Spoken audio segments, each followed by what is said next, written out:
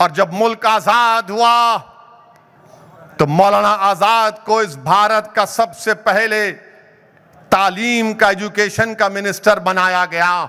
मोहन भागवत और आरएसएस वालों, तुम मौलाना आजाद से बड़े नहीं हो। देश की मोहब्बत में तुम मौलाना आजाद से बड़े नहीं हो। तुमने इस देश की आजादी की लड़ाई में कुछ भी नहीं किया।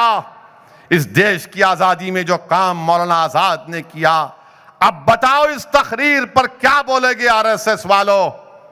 बताओ टीवी के स्टूडियो में आरएसएस का नकाब पहनकर आरएसएस की तर्जुमानी करने वाले एंकर, बोलो इस तकरीर पर तुम क्या बोलोगे? क्या इसमें क्या कहा गया है?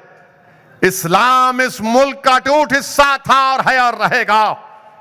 जिस तरह हिंदू भाइयों को इस मुल्क पर हक हासिल है, उसी तरह मुसलमानों को भी इस मुल्क पर हक हासिल है। जिस तरह दलितों को इस मुल्क पर हक हासिल है, जिस तरह से हमारे आदिवासियों को, अरे अगर ये भारत किसी का है तो आदिवासियों का है। कौन आए थे यहां पर? ये सब के सब जो आज सुप्रीमेसी ऑफ इस्लाम की बात करते हैं, ये आरएसएस वाले आर्यन सुप्रीमेसी की आदी हैं। ये मुल्क तो आदिवासियों का है, मगर नहीं, इल्जाम मुसलमानों पर लगाएंगे। मेरे अजीज दोस्तों और बुजुर्गों, मैं इन लोगों से सिर्फ यही कहूंगा, आरएसएस के लोगों से, हमारे मुंह को मत लगो।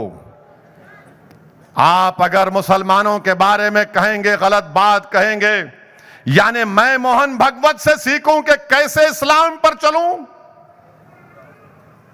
मुझे मोहन भागवत आरएसएस वाले बताएंगे कि दीन में क्या होगा, क्या नहीं होगा? क्या आरएसएस मुसलमानों को बताएगी कि कुरान कहां से पढ़ूं, कहां से ना पढ़ूं? क्या आरएसएस मुझे बताएगी कि क्या बोलूं, ना बोलूं? तो फिर मेरे आलिम दीन क्या करेंगे? मुहद्दिस क्या करेंगे? मुफ्ती क्या करेगा? फिक्ह के मसाइल कौन बयान करेगा?